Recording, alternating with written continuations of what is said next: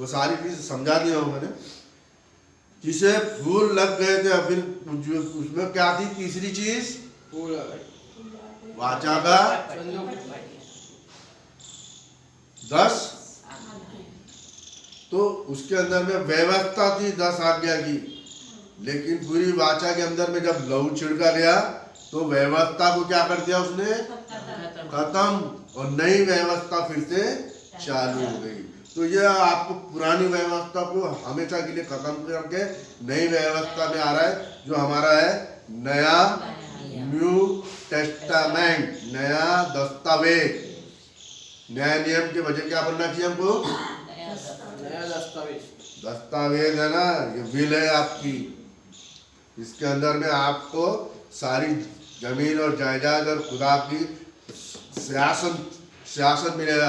खुदा बोलता है ना, मैं अपने सियासन में बिठाऊंगा, जो जय पाए वो मेरे साथ सियासन में बैठेगा। इतना बड़ा चीज दे रहा है। ये दुनिया वाले सोने चांदी के ऊपर मैंने, ये सियासन के ऊपर में हमारा ध्यान डालो। ये सियासन है, ये सोना कभी खराब नहीं होगा। तो तीसरी चीज समझ में आ गई, वाचा, नई वाचा, पुरानी वाचा नहीं, नई वाचा। इस एक एक करके वर्णन करने का अभी अवसर नहीं है। मैंने आपको पहले भी समझा दिया, अभी भी और समझा दिया हूँ, अभी और आगे देखेंगे आप। ये वस्तु इस रीति से तैयार हो चुकी है। उसे पहले तंबू में याजक, ये पहले तंबू में याजक तो आता था, हारून के जो बेटे थे वो आप, क्योंकि हारून के घराने के सिवा कोई ये काम नहीं कर सकता था। और उसके बेटे यहाँ पे आके धूप जलाते थे, है ना। यहाँ पे सोने की वेदी हुआ करते थे और पर्दा है ना। और ये सोने की वेदी के ऊपर में क्या थे, चार सिंह करूब है, सिंह थे ना, करूब, लड़ाई करने वाला, ताकतवर। और यहेजकेल की किताब के अंदर में पहले अध्याय में वो करूब के पैर सीधे और उसको क्या है, बैल के समान पैर रखे सीधे, और तो क्या कड़कपन को दिखाता है, स्टैंड, ताकि कोई भी शैतानी ताकतें उसके अंदर में ना जाए। और उसके अंदर में कौन है, खुदावन की धुलन सुरक्षित है वहां पे। याजक हर समय प्रवेश करके सेवा के कार्य संपन्न करता था, ठीक है।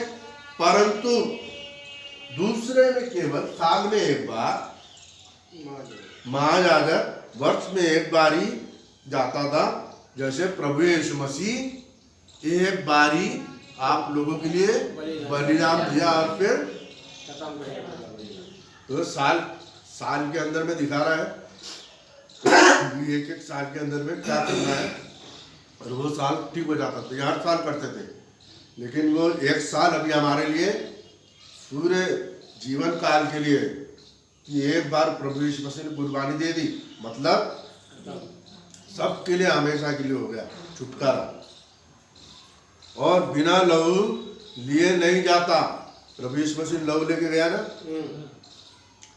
जिसे वह अपने लिए और अपने लोगों की भूल चूक के लिए चढ़ाता है। अपने लिए और लोगों की भूल। ये बैल काय के लिए, खुद के लिए और उसके घराने के लिए, यहूदी भाइयों के लिए।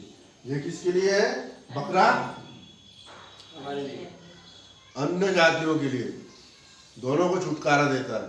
और ये है वो कॉन्ग्रीगेशन वाला, टैबरनेकल ऑफ दी कॉन्ग्रीगेशन, मिलाप वाला तंबू बोलते हैं उसको इंग्लिश में। मिलाप वाला तंबू मतलब वो और ये इसको एक साथ करके वो मिला लेता है, दोनों का लहू मिक्स करके यहाँ छिड़का जाता था ना सोने की वेदी पे, उसके लिए उसको मिलाप वाला तंबू, इंग्लिश में क्या बोलते हैं, tabernacle of the congregation. Hindi में थोड़ा सा अच्छा बताया गया, मिलाप, इसके अंदर में मिला देता है खुदावन अपने लहू को और हमारे लहू को, ताकि हम लोग क्या हो जाए, हमारे डीएनए क्या हो जाए, एक हो जाए यीशु मसीह के साथ में। इससे पवित्र आत्मा यही दिखाती है कि जब तक पहला तंबू खड़ा है, पुराना नियम है ना, तो दूसरे में अवसर जाने के लिए कुछ भी नहीं बचता। तब तक पवित्र स्थान का मार्ग प्रकट नहीं होता। पवित्र मार्ग मतलब आसमान में जाना है ना, रप्चर में जाना है ना, है ना। वो मंदिर अभी ये तीसरा मंदिर कौन सा बनने वाला है? रैप्चर वाला। क्योंकि जो मंदिर है दुल्हन है, और प्रभु यीशु मसीह और मेमना जरूसलम है, नया जरूसलम। और हम लोग क्या है? प्रभु यीशु मसीह की दुल्हन के समान वो आसमान से उतर रहा है। वो है मंदिर, यहाँ से तैयार हो गया। वो किसके जरिए से? विश्वास के जरिए से, और वो नए नियम के जरिए से तैयार हो गया। वह तंबू वर्तमान समय के लिए एक दृष्टांत है, जिसमें ऐसी भेंट और बलिदान चढ़ाए जाते हैं जिससे आराधना करने वाले के विवेक सिद्ध नहीं हो सकते पुराने नियम के अंदर में, क्योंकि वे केवल खाने पीने और वस्तु और भांति भांति के स्नान विधियां के आधार पर शारीरिक नियम है जो सुधार के समय तक के लिए नियुक्त किए गए थे पुराने समय के लिए। लेकिन अब नई वाचा के अंदर में क्या बोलता है? परंतु जब मसीह आने वाली अच्छी अच्छी वस्तुओं का महायाजक होकर आया, नए नियम के अंदर में प्रभु यीशु मसीह आया ना, तो पुराने नियम का वर्ड और नए नियम का वर्ड को अलग नहीं है। अपनी जान दे के उसने उस चीज को हासिल किया और नए नियम का वो प्रभु बन गया। पुराने नियम का प्रभु क्या बन गया? नए नियम का प्रभु। कैसे? कटने के बाद बलिदान देने के बाद नई डाली, नई शाख के समान नया टेस्टामेंट हो गया वो, नई वाचा, नया दस्तावेज। सिद्ध तंबू में होकर जो हाथ से देखा, तीसरा मंदिर का बनेगा? आत्मिक मंदिर है जो विश्वास से बनेगा, और ये हाथ से बनाया हुआ मंदिर नहीं है जिसकी अभी यूट्यूब में इधर इधर आप देखेंगे। एआई से भी बढ़िया संदेश मैं दे रहा हूँ आपको एंड टाइम मैसेज के अंदर में। यूट्यूब के अंदर में भी ये चीज़ नहीं मिलेगा, उससे ऊपर वाला संदेश मैं दे रहा हूँ जो आज तक रिवील नहीं हुआ है, लेकिन आज आप लोगों के सामने रिवील हो रहा है ना। भविष्यवक्ता के जरिए से सारी चीज खोल दिया खुदावन ने। भविष्यवक्ता के आगे आप लोग नहीं जा सकते, मैं भी नहीं। हमको क्या करना है? भविष्यवक्ता के संदेश और पौलुस ने जो संदेश दिया और चेलों ने जो प्रचार किया, उसके आगे हमको जाना नहीं है। Who are we? We are the carry forward of the doctrines of the apostles. हम वही संदेश सुनाते हैं जो खुदा के चेलों ने जो संदेश दे के दिया है, उसके अलावा कुछ भी दूसरा संदेश हम नहीं प्रचार करते। और बकरों और बछड़ों के लहू के द्वारा नहीं, बकरों बछड़ों के द्वारा नहीं, पर अपने ही लहू के द्वारा, मेमने के लहू के द्वारा। इसलिए मेमने को प्रकाशित वाक्य में खड़ा दिखाया। खुदावन के सामने कौन खड़ा है? मेमना।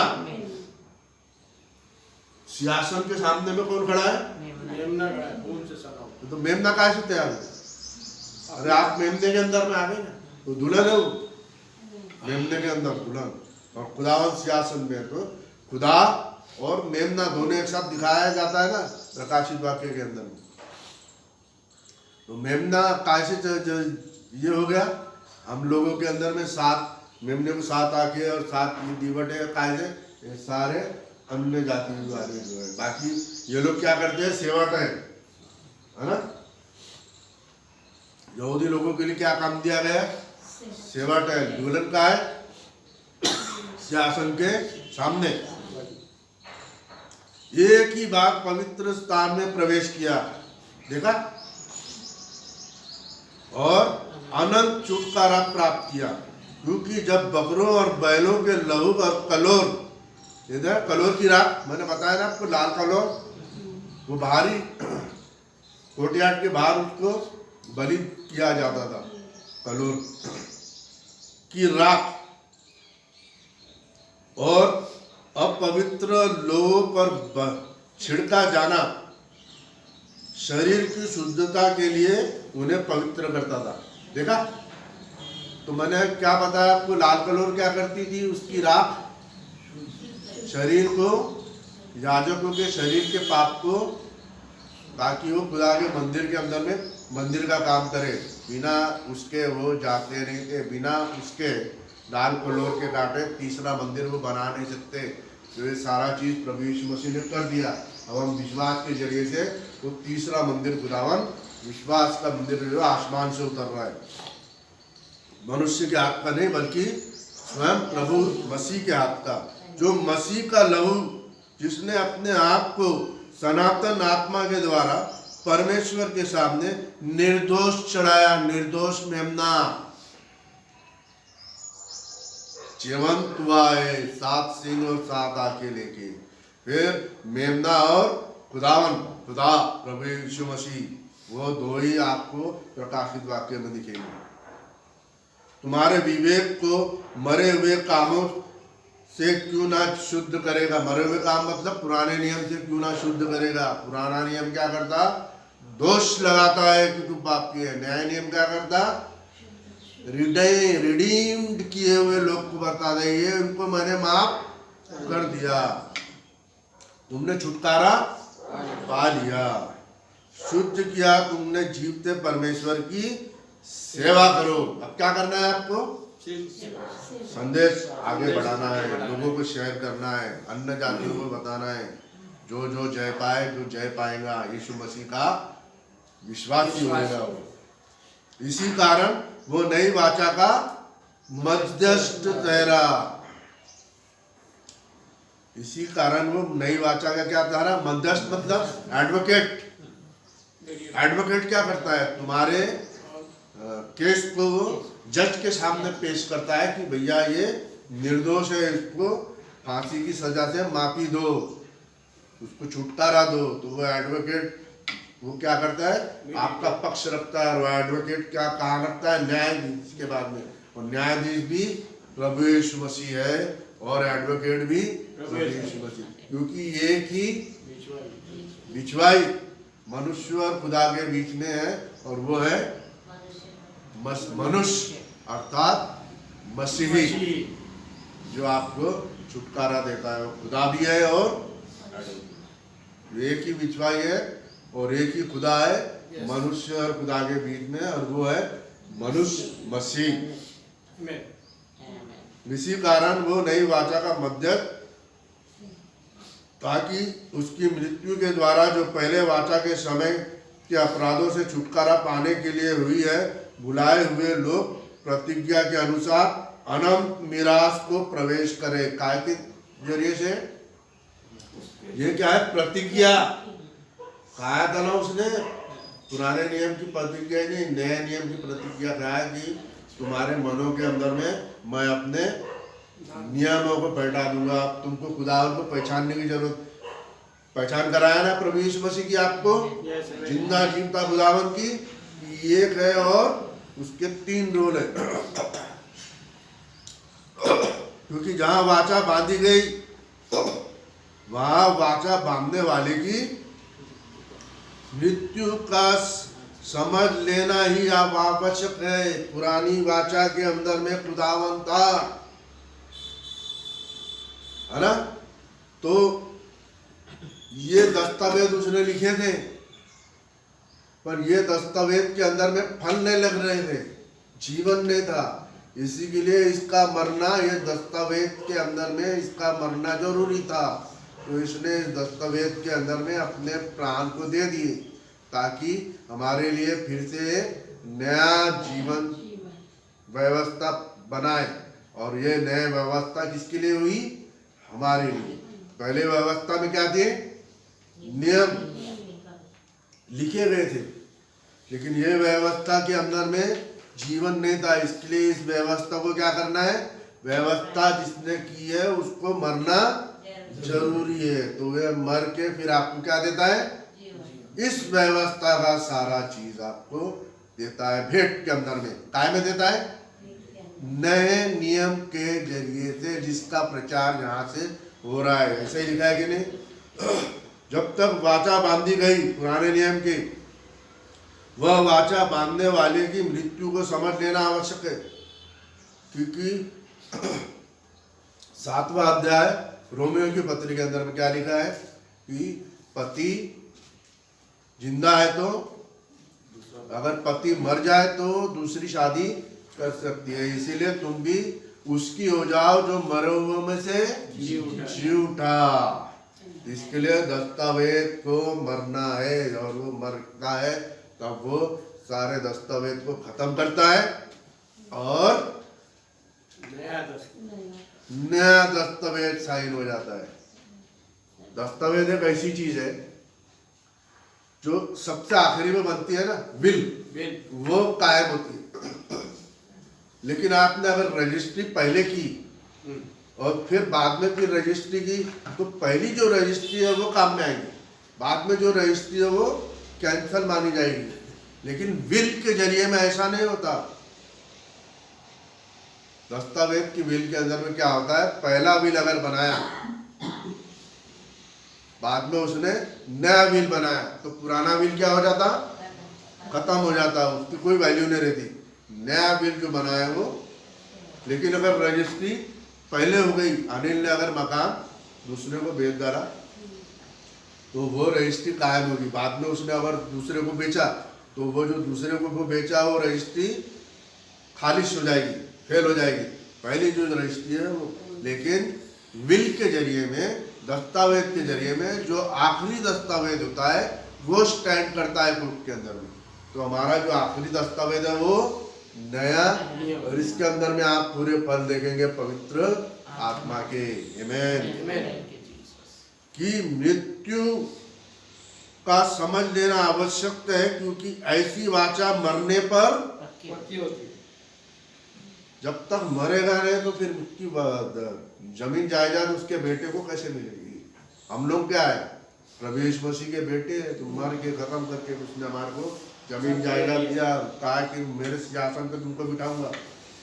और जब तक वाचा बांधने वाला जीवित रहता है तब तक वाचा काम की।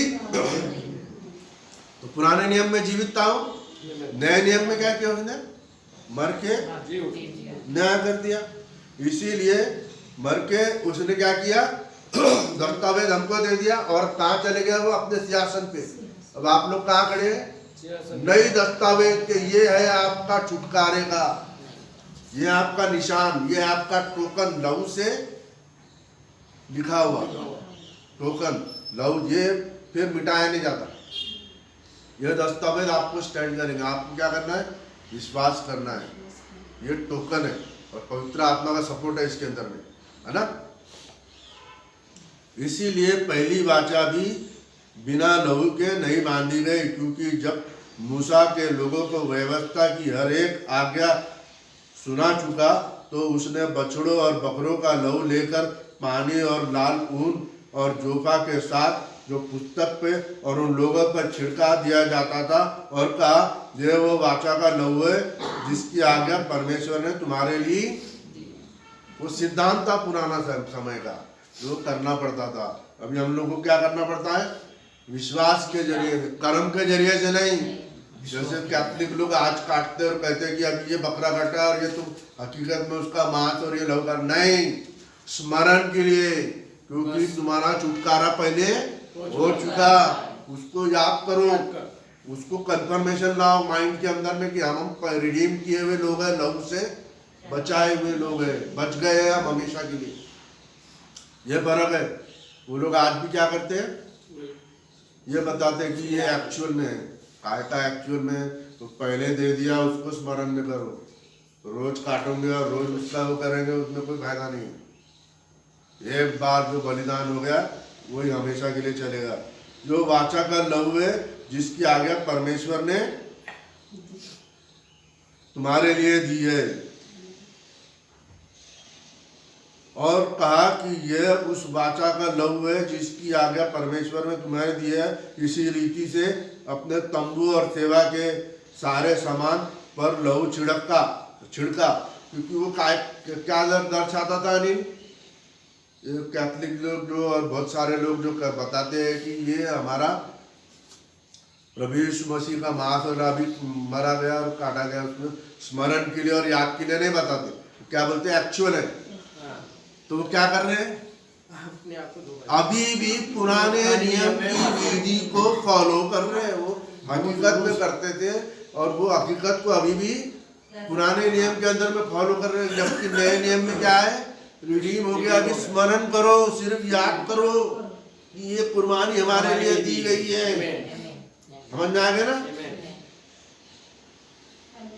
Claudius brother, Chetanand brother, Suresh brother, Moses brother, Aryan, है ना, थोड़े से लोग होंगे, सारे नहीं जाने वाले। खुदा ने पानी भरने वाली स्त्री ने बोली ना, तो वही तो नहीं जहाँ पहाड़ों पे और इधर पे जो प्रार्थना होती थी, मैं वही बोले जहाँ 2 और 3 मेरे नाम से इकट्ठे होंगे, ज्यादा लोग नहीं जाने, 2 और 3 ही। तो पहाड़ क्या होता है, ये जो वेदी है ना, पहाड़ इसको कहलाता है कि जहाँ से हमारी प्रार्थना जाती है खुदावन के पास।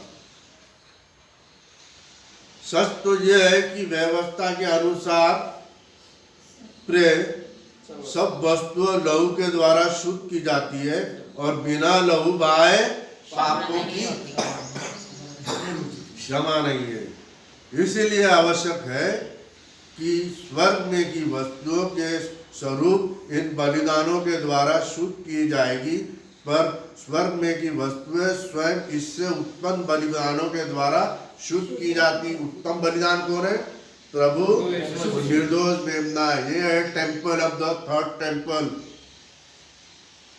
ये खड़ा हो जाएगा, ये आपको रैप्चर मिल जाएगा, है ना, तीसरा मंदिर। जब आप ये मंदिर जब उतरेगा तो आप लोग उतर रहे हैं वहां से, जो आप लोगों के जरिए से, विश्वास के जरिए से मंदिर बन रहा है। ये वो मंदिर है जो खुदावन ने अपने हाथ से बनाया और वो मंदिर आपके विश्वास के जरिए से बन रहा है। बलिदान के द्वारा शुद्ध की जाती है, क्योंकि मसीह ने उस हाथ से देखा, मैं गलत बोला? मसीह ने उस हाथ के बनाए हुए पवित्र स्थान में, जो सच्चे पवित्र स्थान का नमूना है, प्रवेश नहीं किया। आमेन, हालेलुया, ग्लोरी टू लॉर्ड। जो मैंने आपको बताया, पवित्र आत्मा ने हमको गाइड करके बताया कि वो मंदिर आसमान से आ रहा मंदिर खुदावन बनाया, हम लोग नहीं, आप मनुष्य का हाथ नहीं, पर स्वर्ग ही पर प्रवेश किया। आमेन, ये है वो मंदिर, ताकि हमारे लिए सब परमेश्वर के सामने दिखाई दे। देखा, अब हम परमेश्वर के सामने दिखाई दे कैसे? हमारे पापों को क्षमा के जरिए से। यह नहीं कि वह अपने आप को बार बार चढ़ाए, जैसा कि महायाजक प्रति वह दूसरे का लहू लिए पवित्र स्थान में प्रवेश किया करता था बकरे और बैलों के लिए, लेकिन प्रभु यीशु मसीह ने अपने आप को ही चढ़ा दिया।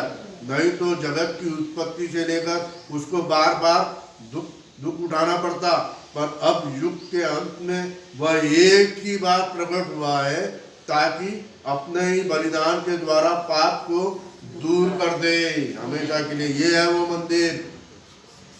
और जैसा मनुष्य के लिए एक बार मरना और उसके बाद न्याय का होना नियुक्त है, सबको न्याय के सामने खड़ा होना है, सफेद वेदी के सामने सबको खड़ा होना है, और वो सफेद वेदी में आपके नाम लिखे जाएंगे। वैसा ही मसीह की बहुतायत के पापों को उठा लेने के लिए एक बार बलिदान हुआ है। सबके पाप को एक ही बलि से उसने खत्म किया, और जो लोग उसकी बाट जोते हैं उसके उद्धार के लिए दूसरी बार बिना पाप उठाए हुए दिखाई देगा। निर्दोष मेमना, 7 सींग और 7 आंखें। कौन लोग है? आप लोग। 7 आंखें कौन है? आप लोग। 7 सींग कौन है?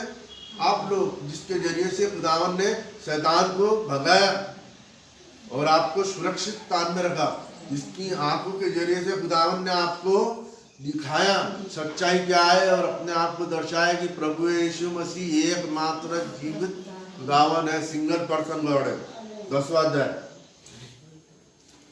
क्योंकि व्यवस्था, जिसमें आने वाली व्यवस्था वस्तुओं का प्रतिबल है, पर उनका असली रूप नहीं, इसलिए उन एक ही प्रकार के बलिदान के द्वारा जो प्रतिवर्ष अचूक चढ़ाए जाते हैं, पर आने वाले के कदापि सिद्ध नहीं कर सकती। पुराने नियम के जितने भी भांति भांति के बलिदान थे, उससे शुद्ध नहीं होता था, हर साल करने पड़ते थे। नहीं तो उसका चढ़ाना बंद क्यों ना हो जाता, एक ही बार में बंद हो जाना था, लेकिन हर साल चढ़ाए जाते थे पुराने नियम में। अभी क्यों बंद हो गया? क्योंकि यीशु मसीह ने कार्य को कर दिया, हमेशा के लिए खत्म। इसलिए जब सेवा करने वाला एक ही बार शुद्ध हो जाते हैं, है ना, तो फिर उसका विवेक उन्हें पापी नहीं ठहराता। ये लोग क्या करते हैं, आप भी काट रहे और फिर प्रभु बोध दे रहे, नहीं, तुमको उसको स्मरण के लिए करना है कि ये सारा चीज पहले हो चुका, परंतु उसके द्वारा प्रतिवर्ष पापों का स्मरण, देखा, पापों का स्मरण हुआ करता है, क्योंकि यह आने वाले की बैलों और बकरों का लहू पाप को दूर करे।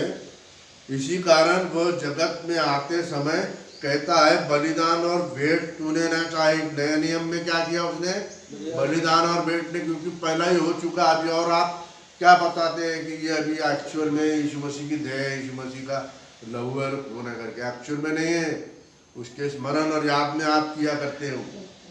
पर मेरे लिए एक देह तैयार की, देह क्या है, पर्दा। बिना देह यीशु मसीह की देह के तुम स्वर्ग में नहीं प्रवेश कर सकते। होम बलियां और पाप बलि से तू प्रसन्न नहीं हुआ, तब मैंने कहा, देख मैं आ गया हूं। आ गया मतलब जीवंत हुआ है, मरो हुए में से जीवंत हुआ और वो आ गया है। ये एदोम नाम वाली से झूमता हुआ, खून से लथपथ हुआ, कपड़े छींटे लाल से दाख रोंदे हुए कौन चला आ रहा है, पाप को खत्म करते हुए। पवित्र शास्त्र में मेरे विषय में लिखा हुआ है, प्रभु यीशु मसीह के वजह में, ताकि हे परमेश्वर तेरी इच्छा पूरी करूं। यानी क्या कर रहा है, आवाज की इच्छा पूरी कर रहा है विजिबल फॉर्म में। तो आवाज और विजिबल फॉर्म एक ही व्यक्ति कर रहा है, तो ये एक ही व्यक्ति खुदावन भी है, और यही व्यक्ति जो बलिदान अपने आप को बलिदान में चढ़ाया जा रहा है, उसकी आज्ञा को क्या कर रहा है, वो पिता की आज्ञा को पूरी कर रहा है। रोल पिता का रोल और पुत्र का रोल, और पवित्र आत्मा जो आपको सिखाती है और समझाती है। पवित्र आत्मा क्या करती, हर उजागर करती है, सिखाती और समझाती है आपको। ऊपर तो वह कहता है, ना तो बलिदान और ना भेंट और ना बलियों और पाप बलियों को चाह। अभी क्या तीसरा मंदिर बनाएंगे और पाप बलि चढ़ाएंगे, तो बोलता है मेरे को अभी होना ही नहीं, सारा चीज मैंने कर दिया, तो तीसरे मंदिर के लिए सबकी जरूरत है, आसमान से आ रहा है। और ना उससे प्रसन्न हुआ, यद्यपि ये बलिदान तो व्यवस्था के अनुसार चढ़ाए जाते थे। फिर यह भी कहता है, देख मैं आ गया हूं ताकि तेरी इच्छा पूरी करूं, अर्थात वो पहले को उठा देता है। आमीन। He abolished the first and established the second. English में कहता क्या है, abolished the first testament and established the new testament. Abolish the पहला पुराना नियम को खत्म करता है, ताकि खत्म करने के बाद, मरने के बाद में व्यवस्था, मरने के बाद में आप लोगों को नई व्यवस्था देता। ये है तुम्हारा रिडेम्पशन का काम, ये तुमको मैंने अपने लहू से रिडीम कर दिया, ये तुम्हारा नया दस्तावेज। समझ में आ रहा है कि नहीं? मरने के बाद में नई व्यवस्था दे दिया उसने डायरेक्ट। नई व्यवस्था क्या है, आपकी दस्तावेज है, इसके अंदर में साइन किया है उसने अपने लहू से, आपको एकदम माफी दे दी है हमेशा के लिए। क्या करता है, पहले को वो उठा देता है, आमीन, ताकि दूसरे को नियुक्त करे। और दूसरा क्या है, नया दस्तावेज जो आपके लिए दी गई है खुदावन की ओर से, और वह है अनंत काल का जीवन। इसी इच्छा से हम यीशु मसीह की देह के एक ही बार बलिदान चढ़ाए जाने के द्वारा पवित्र किए गए। नए नियम के अंदर में क्या हो गए, पवित्र किए गए। हर एक याजक तो खड़े होकर प्रतिदिन सेवा करता है, और एक ही प्रकार के बलिदान को जो पापों को कभी भी दूर नहीं कर सकते थे, बार बार चढ़ाता था याजक।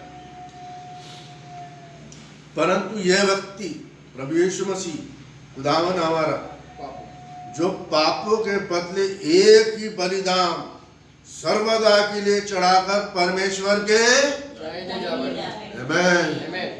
कंफ्यूजन में नहीं आ जाना। दाहिने बैठा खुदावन है, खुदा के दाहिने बैठा, वही खुदावन का पावर, वही पुराने नियम का पावर नए नियम के यीशु के पास में आ जाता है। तो यीशु इज दूसरा कोई गॉड नहीं है, सेकंड गॉड नहीं है, या पुत्र नहीं है वो, या पवित्र आत्मा नहीं है, एक ही व्यक्ति है। वही खुदावन भी है, वही पुत्र भी है और वही पवित्र। इसके लिए उसको सारा पावर है और वो सारे गॉड हेड का शिरोमणि है। पिता पुत्र पवित्र आत्मा का शिरोमणि है, श्योरिटी है वो। सारे गॉड हेड का, Father Son and Holy Spirit का वो श्योरिटी है, शिरोमणि। चढ़ाकर परमेश्वर के दाहिने जा बैठा और उसी समय से उसकी बाट जो रहा है कि उसके बैरी उसके पैर के नीचे की बेड़ी बने। बैरी कौन है? पुराना नियम, शैतान, जो पाप दर्शाता है। यहाँ पे पाप को क्या किया उसने? उसके सर को, और तू उसकी एड़ी को डसेगा और वो तेरे सर को कुछ मर जाएगा ना। एड़ी को डसा, उसको लगा मार दिया मैंने, और उस एड़ी ने क्या की? उस सांप के सर को कुचल दिया। कैसा? मृत्यु पे गया तो। हाँ, बड़ा एक्सपर्ट बन गया है। क्या बोला है? मृत्यु से जब वो जी उठा ना, तब उसका सर गया काम से। शैतान की जो डंक थी, मृत्यु थी, शांति ताकत को उसने फिनिश कर दिया। क्योंकि डंक मारेगा तो मरेगा ना, मर गया। मार को दिया था शैतान ने, उसको लगा बड़ा जय पाया। लेकिन क्या किया खुदा ने? जब जी उठा तो उसकी सारी प्रबलताओं को, शैतान की ताकतों को उसने क्या बोलते हो, एक कबर तेरी जय का मिट्टी दे ना, दफन के मिट्टी जय कर रही है कि भैया हमने तो खुदावन को गाड़ के खत्म किया। क्या है? उसकी जय को खत्म कर दिया, क्योंकि वो फाड़ के जो उठा। और ए मृत्यु तेरी डंक किधर? एक ही बार मरता है ना। जब दोबारा जब जी उठता है तो उसको डंक नहीं मारेगा कोई। जब जी उठता है तो वो ए डंक तेरी मृत्यु का, क्योंकि डंक को भी खुदावन ने खत्म कर दिया। तो कब्र पे भी जय पाया और मृत्यु पे भी जय पाया, क्योंकि एक ही चढ़ावे के द्वारा उन्होंने पवित्र किए जाते हैं। एक ही चढ़ावे से हम सब पवित्र किए जाते हैं, सर्वदा के लिए शुद्ध कर दिया है। और पवित्र आत्मा भी ये हमसे यही गवाही देती है, क्योंकि उसने पहले कहा था, प्रभु कहता है कि जो वाचा मैं इन दिनों के बाद उनसे बांधूंगा वो यह है कि मैं उनके अपने नियमों को उनके हृदय पर चढ़ाऊंगा और मैं अपने विवेक उनके विवेक में डालूंगा। फिर वह कहता है, मैं उनके पापों को और उनके अधर्म के कामों को फिर कभी स्मरण नहीं करूंगा। यह है दस्तावेज नया नियम का। फिर उनके पापों को कभी स्मरण नहीं करेगा, कभी याद नहीं करेगा। और जब उनकी क्षमा हो चुकी है तो फिर पाप का बलिदान नहीं रहा। इसीलिए हे भाइयों, हम जब प्रभु यीशु मसीह के लहू के द्वारा उस नए और जीवते मार्ग पवित्र स्थान में प्रवेश करते हैं नए नियम के जरिए से, तो यह हो जाए जो उसने पर्दे अर्थात अपने शरीर में से होकर हमारे लिए अभिषेक किया। पर्दा यानी यीशु मसीह का शरीर। और इसलिए कि हमारा ऐसा महान याजक है जो परमेश्वर के घर का अधिकारी है। प्रिंस को खुदा की गद्दी मिलती है। जब उसने ये काम कर दिया तो वो राजगद्दी में बैठाया जाता है। तो आओ हम सच्चे मन और पूरे विश्वास के साथ में और विवेक का दोष दूर करने के लिए हृदय पर छिड़काव लेकर और देह को शुद्ध जल से धुलवा कर परमेश्वर के समीप जाएं। कैसा जाए? तो आओ हम सच्चे मन और पूर्ण विश्वास, पूरा रिडेम्पशन हो चुका है, और विवेक का दोष दूर करने के लिए, हमारा जो दोष है दूर करने के लिए छिड़काव लेकर, लहू का छिड़काव लेकर, और देह को शुद्ध जल से धुलाकर, पानी से परमेश्वर के समीप जाए। आओ हम अपनी आशा के अंगीकार का दृढ़ता के थामे रहे। आपको वो क्या करना है? पकड़े रहना है, विश्वास। क्योंकि जिसने प्रतिज्ञा की वह सच्चा है, और प्रेम और भले कामों में उकसाने के लिए हमें एक दूसरे की चिंता किया करें, और एक दूसरे के साथ इकट्ठा होना ना छोड़े। प्रभु भोज के लिए इकट्ठा होते हो ना, संगति के लिए इकट्ठा होते हैं, चर्च के लिए इकट्ठा होते हैं, तो इकट्ठा होना ना छोड़े। जैसा कि कितनों की रीति है, पर एक दूसरे को समझाते रहो। और जो जो दिन तुम निकट आते देखो, रैप्चर का, खुदावन के रैप्चर का समय निकट आते देखो, जो जो और भी अधिक यह किया करो। संगति, प्रभु भोज और पैर धोने की विधि, ये 3 चीज आपको करना है। क्योंकि सच्चाई की पहचान प्राप्त करने के बाद यदि कोई जानबूझकर पाप करे, तो पाप के लिए फिर कोई बलिदान नहीं रह जाता है। शैतान भी, जूडा भी इस कैरेट पश्चाताप करता है, चांदी के सिक्के वापस देगा, लेकिन पश्चाताप अभी बचा नहीं उसके बाद में। सीधे हाथ वाले ने पश्चाताप किया, खुदा ने उसको कहा कि तू आज मेरे साथ में स्वर्ग लोक पैराडाइज में होगा। इसने पश्चाताप नहीं किया, वो कहाँ गया? अधलोक में। उल्टे हाथ वाले चोर ने। हाँ, दंड का एक भयानक बाट जोने वाला और आग की ज्वाला बाकी है, जो विरोधियों को भस्म कर देगी। आज जो यीशु मसीह के ऊपर में तोहमत, यीशु मसीह को बुरा भला, यीशु मसीह की तुलना मूर्तियों से करते हैं ना, बेटा ये समय देख लेना, खुदावन के हाथ में पड़ना बहुत भयानक बात होती है। विरोधियों को भस्म कर देगा, वो पूरे खानदान वो निपटा डालेगा। जब मूसा की व्यवस्था का नाम मानने वाला 2 या 3 गवाही से मार दिया जाता था, तो सोच लो कि वह कितना और भी भारी दंड के योग ठहरेगा। जिसने परमेश्वर के पुत्र को पांव से रौंदा और वाचा के लहू को, जिसके द्वारा वो पवित्र ठहराया गया है, अपवित्र जाना है और अनुग्रह और आत्मा का अपमान किया, ऐसे लोग खुदा के राज के भागी नहीं होंगे। क्योंकि हम उसे जानते हैं जिसने कहा, पलटा लेना मेरा काम है और मैं ही बदला दूंगा। और फिर वह कहता है, प्रभु अपने लोगों को न्याय करेगा। जीवते परमेश्वर के हाथ में पड़ना, मैं नहीं बोल रहा, वचन बोल रहा है, खुदावंत से बना, सुन लो, समझ लो। त्रिएक देव मानने वाले तुम्हारे ऊपर में भी फंदा है, फांसी का फंदा तुम्हारे गले में भी लटका हुआ है। पिता, पुत्र, पवित्र आत्मा, सिंबॉलिक वर्शिप, ये सारे गलत नाम, पिता, पुत्र, पवित्र आत्मा के नाम का बपतिस्मा, ये सारा इस चीज को शैतान के फंदे को दर्शाता है। परंतु पिछले दिनों को स्मरण करो, जिसमें तुम ज्योति पाकर दुखों से बड़े संघर्ष में स्थिर रहे।